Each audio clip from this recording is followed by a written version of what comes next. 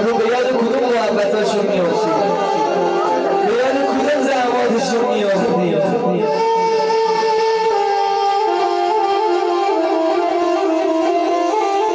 میدونید یه پدر غصه خوردنش بی صداست،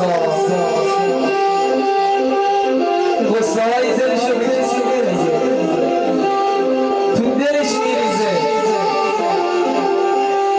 ای صبور خانه، ای چشم و چراغم،